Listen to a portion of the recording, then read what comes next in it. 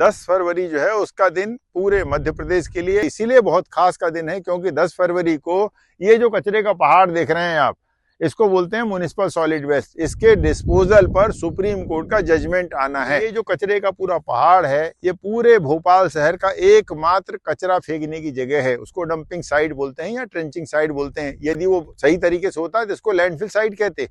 इस कचरे के पहाड़ में आग लग जाती थी और यहाँ से 12-12, 15-15 किलोमीटर तक धुआं फैला रहता था। उस कचरे के धुएं और ये निकलने वाला जो जहर है इसको लीचेट कहा जाता है। इस लीचेट के खिलाफ मैंने केस लगाया था नेशनल ग्रीन ट्रिब्यूनल में फरवरी 2023 में। और फरवरी 2023 से लगातार नेशनल ग्रीन ट्रिब्यूनल ने अपने तरह तरह के आदेश दिए कि उसको ठीक किया जाए।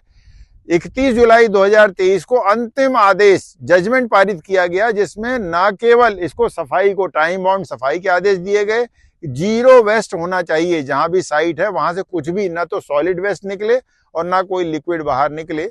इस आदेश के साथ 1,80,00,000 रुपए की पेनाल्टी नगर निगम पे लगाई गई थी। भोपाल नगर निगम इसके खिलाफ सुप्रीम कोर्ट में चला गया और ये सुनवाई सुप्रीम कोर्ट के अंदर अभी तब से चल रही है। 10 फरवरी को इसका अंतिम निर्णय आना है। भोपाल नगर निगम ने नेशनल ग्रीन ट्रिब्यूनल के जजमेंट के खिलाफ सुप्रीम कोर्ट में अपील की। उन्होंने कहा कि सुप्रीम कोर्ट के द्वारा जो हमारे ऊपर पेनाल्टी लगाई गई है वो पेनाल्टी गलत है। हम सॉलिड वेस्ट मैनेजमेंट रूल्स 2016 के तहत दिए गए निर्देशों और आदेशों का कड़ाई से पालन कर रहे हैं।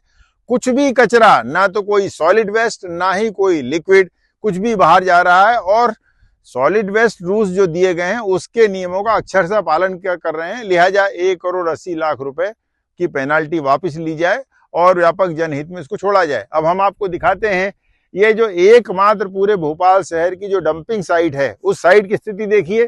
कचरा जिसको कह रहे थे जीरो, हमारे पास कुछ भी कचरा नहीं बचता। ये कचरा कम से कम 12 से 14 लाख टन कचरा जो है इस समय इकट्ठा हो गया है, जिसको जीरो वेस्ट के रूप में नगर निगम ने शपथ ली है। शपथ लेके कहा है कि जीरो वेस्ट है। इनके द्वारा शपथ में ये भी कहा गया है कि ये जो पूरा कचरा है इस कचरे से कुछ भी इस बाउंड्री के बाहर कुछ नहीं जा रहा है। अब देखिए बाउंड्री के बाहर जब कुछ नहीं जा रहा तो इतना बड़ा तालाब बन गया है। और ये तालाब किस बात का है? ये तालाब दुनिया के सबसे जहरीले लिक्विड, उसको बोलते हैं लीचेट। ये लीचेट होता है जिसमें सारे रसायन, सारे गंदगी रसायन होते हैं और इससे खतरनाक रसायन कोई ऐड भी नहीं होता। वो पूरा तालाब के रूप बन गया है और ना केवल वो बना है बल्कि आप देखिए ये बहते जा रहा है, बहते जा रहा है, बहते जा रहा है और बहते हुए ये गांवों के भूजल को बर्बाद कर चुका है। और ये प्रमाणित दस्तावेज हैं। जब ज्वाइंट कमेटी रिपोर्ट बनाई गई थी, ज्वाइंट कमेटी की रिपोर्ट में इस बात आई है कि ये जो पूरा कचरा है वो आसपास के गांवों के भूजल में खराब हो गया। उसके अंदर कैंसर पैदा करने वाले हैवी मेटल्स, आयरन जैसे हैवी मेटल्स प्राप्त हुए हैं जो कि परमिसिबल लिमिट से बहुत ज्यादा हैं। ये जो पूरा लिक्विड जा रहा है, ये लिक्विड बह करके केवल गांव तक भी सीमित नहीं है, नीचे डाउन स्ट्रीम में अजनाल नदी है और उस अजनाल नदी के अंदर एक कुचियां बह रही हैं। अजनाल नदी कौन सी चीज है? अजनाल नदी भारत की पवित्रतम नदी गंगा की सहायक नदियों में से एक है। यानी इनकी नालायकी से, इनकी गैर जिम्मेदार हरकतों से ये पूरा जो गंदगी है अत्यंत खतरनाक, वो गंगा नदी को भी अपवित्र कर रही, गंगा नदी को भी जो है बर्बाद कर रही है। ये जो ट्रेंचिंग या डंपिंग साइट पड़ी हुई है, ये इलीगल और अनऑथराइज्ड टाइप की जो साइट पड़ी है, उसके कारण यहाँ आसपास के 7 से अधिक गांवों के अंदर बहुत भूजल बुरी तरह से प्रदूषित हो गया है। उन लोगों के खेती के अंदर तमाम तरह के कचरे पड़े हैं। अब आप देख ही सकते हैं कि ये जो पूरा लीचेट है ये बाहर बह रहा है। भूजल के अंदर बहुत सारे हैवी मेटल्स मिले गए हैं और ये प्रमाणित दस्तावेज हो गए हैं। ज्वाइंट कमेटी रिपोर्ट में आ गया है कि पूरा भूजल खराब हो गया है। स्थिति इतनी खराब है कि गाँव वालों को पीने का पानी बाहर से सप्लाई किया जा रहा है, लेकिन उसी खराब पानी से ये खेती भी कर रहे हैं और तमाम तरह के अपने रोजमर्रा के काम कर रहे हैं, जिसके कारण पूरा खराब हो रहा है। ये केवल लिक्विड की बात नहीं है जो जहरीला लिक्विड जा रहा है। आप देखिए सॉलिड वेस्ट को दिखाइए, देखिए सॉलिड वेस्ट वहां देखिए कचरा बहुत बड़ा हुआ है। वो हजारों टन कचरा जो है लोगों के खेतों में चला गया है और ये माइक्रो प्लास्टिक या नैनो प्लास्टिक पूरे भोजन के अंदर डालने का एक बहुत बड़ा उपक्रम हो गया है और ये पूरा आसपास के गांवों को बहुत बुरी तरह से बर्बाद कर रहा है। जो अजनाल नदी है उसको तो बर्बाद कर ही रहा है। इस पूरे केस में चूंकि मैं इस केस का रिस्पोंडेंट भी हूं और इसीलिए इस नाते मैंने नीरी नागपुर से संपर्क किया, लेकिन नीरी के द्वारा अभी तक फिलहाल जो है मेरे पास कोई इस तरह के रिस्पांस नहीं आए हैं। मामले की सुनवाई तो निश्चित है, इसीलिए मेरी ये ड्यूटी बनती है कि मैं जमीनी हकीकत से न केवल सुप्रीम कोर्ट को बल्कि अपने दर्शकों को भी इस बात को बताऊं कि जमीनी हालात ये इतने खराब हैं। अब होता क्या है, पूरा सॉलिड वेस्ट मैनेजमेंट रूल्स के तहत इनको क्या करना था, एनजीटी के जजमेंट के द्वारा भी और जो रूल्स बने हैं पूरे इंडिया में जो रूल्स लागू होते हैं उसके द्वारा इनको क्या करना चाहिए था, ये जो बाउंड्री टूटी हुई पड़ी है इनको इस बाउंड्री को इतना सख्त बनाना था कुछ भी बाहर ना निकले। इन्होंने तो खुद बाउंड्री को तोड़ दिया है ताकि कचरा बाहर निकल सके।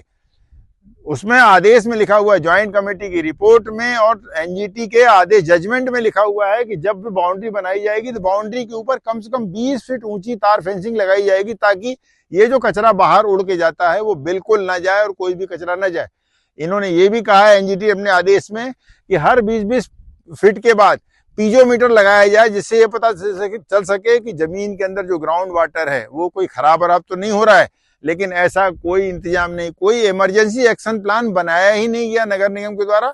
और कोर्ट में केस लगने के बाद, एनजीटी के जजमेंट आने के बाद, सुप्रीम कोर्ट में जाने के बाद भी इनके द्वारा ऐसी कोई कार्रवाई नहीं की गई जिससे लगता हो कि कोर्ट्स के आदेशों का ये पालन कर रहे हैं।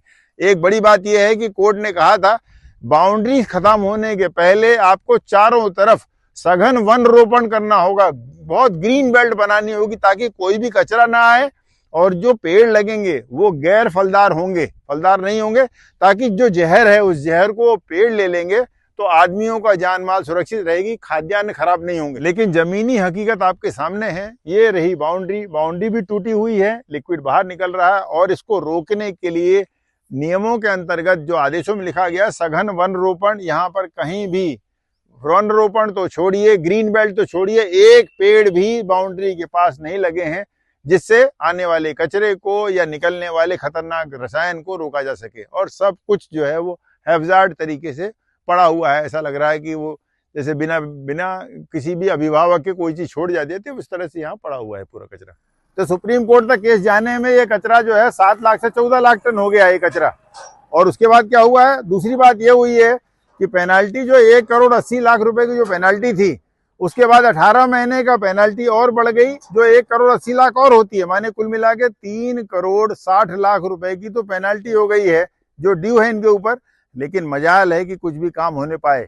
ये पूरा प्रोसेसिंग यूनिट पिछले कई वर्षों से बंद है, कई समय से ये पूरा बंद चल रहा है और कोई काम नहीं कर पा रहे हैं। और 2-3-4 तो छोटे छोटे गार्ड को रख देते हैं कि आप आने मत दो, जबकि यहाँ काम कुछ नहीं चल रहा है। यदि काम चल रहा होता, प्रोसेसिंग यूनिट चल रही होती तो कोई बात है, अंदर कुछ भी नहीं है लेकिन उसके बाद भी एक हवा खड़ा किया जा रहा है। आपको बताऊंगा कि ये जो बिल्डिंग दिख रही है, जो ये लोग अंदर नहीं, ये बिल्डिंग जो है बायो सीएनजी प्लांट कह रहे हैं। इन मूर्खों को ये नहीं मालूम है कि ये ग्रीन बेल्ट की जमीन है जहां पर सघन वन रोपण होना चाहिए नियमानुसार, वहां पर बिल्डिंग खड़ी कर रहे हैं। मैंने सुप्रीम कोर्ट में लिख के दिया है कि जहां पर हरे भरे वृक्ष लगाना चाहिए ताकि जहरीलापन का कचरा न जाए और धुआं न जाए, उसी के अंदर ये बिल्डिंग खड़ी कर रहे हैं। जब हम लोगों के पैसे का ऐसा दुरुपयोग होगा तो फिर इन गांव वालों को राहत कैसे मिलेगी। ऐसे ही यहाँ के इलाके जो गांव वाले हैं बहुत पिछड़े हुए हैं और उन लोगों को कैसे राहत मिल पाएगी। मैं सुप्रीम कोर्ट में बताऊंगा कि इनके अंदर जो भी यहाँ सुपरवाइजर हैं और जो भी इसके मॉनिटरिंग के जो एजेंसी वाले लोग हैं वो अंदर जो सभी लोग जो है मिलजुल कर 3-4-5 गार्ड को लगा देते हैं और जानबूझ करके अंदर की हकीकत नहीं देखने के लिए, नहीं जानने देने के लिए ये जो है जानबूझ करते हैं ताकि वस्तुस्थिति से अवगत न कराया जा सके। मैं अगली सुनवाई में जो 10 तारीख को सुनवाई है सुप्रीम कोर्ट में ये अपील डाले करूंगा कि ना केवल भोपाल म्युनिसिपल कॉर्पोरेशन को बल्कि कमिश्नर को और जो ओआईसी है उसको लिया जाए और जितने कर्मचारी हैं जो इस सब मिली भगत में शामिल है, ये षड्यंत्र के अंदर शामिल हैं, जो किसी रिस्पोंडेंट को भी जिसने याचिका लगाई उसको भी अंदर नहीं जाने दे रहे, उसके लिए सब दोषी हैं और सबको जो संगठित अपराध के रूप में इन सबको शामिल किया जाए। आदमपुर छावनी के पास भोपाल का जो पूरा डंपिंग ग्राउंड है जो आप देख रहे हैं, वो डंपिंग ग्राउंड के द्वारा निकलने वाली जो सब्जियां हैं, इनसे निकलने वाला जो लीचट है वो उसी से यहाँ पर खाद्यान्न है, फल फूल है, सब्जियां सब कुछ यहाँ पर पैदा की जा रही हैं। और कोई वो चिन्हित जगह नहीं है कि ये गंदगी से निकलने वाली सब्जियां हैं या खाद्यान्न है, सब कुछ जो है वो अनसेग्रीगेटेड है। और इसलिए भोपाल के बाजारों में जितनी सब्जियां बिक रही हैं, जो खाद्यान्न बिक रहे हैं, उनके अंदर इसका भी अंश है जो कि निसंदेह कैंसर कारक है, कैंसर उत्पन्न करने वाला है। और इसीलिए ये मामला छोटा नहीं, बहुत बड़े वर्ग को प्रभावित कर रहा है। सबसे बड़ी बात ये है, ये जो पूरा मामला है ये केवल भोपाल का नहीं है, ये भारतवर्ष के सभी शहरों का मामला है। सभी शहरों में कमोबेश ऐसी स्थिति हो रही है। यही कारण है, यदि हम इन सब चीजों को एड्रेस नहीं करेंगे तो पूरे भारतवर्ष में पिछले 10 सालों में 40% केस जो है कैंसर के बढ़े हैं। इस पर दोस्तों आपकी क्या राय है? क्या ये कचरा जो है हटना चाहिए, इसका वैज्ञानिक निष्पादन होना चाहिए और इस पर हमको बात करना चाहिए, या हमें चुप रहना चाहिए? अपनी राय से हमें जरूर अवगत कराएं और एनवायरनमेंट स्टोरी को सब्सक्राइब करें, लोगों में सर्कुलेट करें और इसे लाइक करें, ताकि हम आपको लेकर के इसी तरह के ज्वलंत मुद्दों को और हमारे आपसे जुड़े हुए जो मुद्दे हैं उनको आप तक पहुंचाते रहें। धन्यवाद। जय हिंद।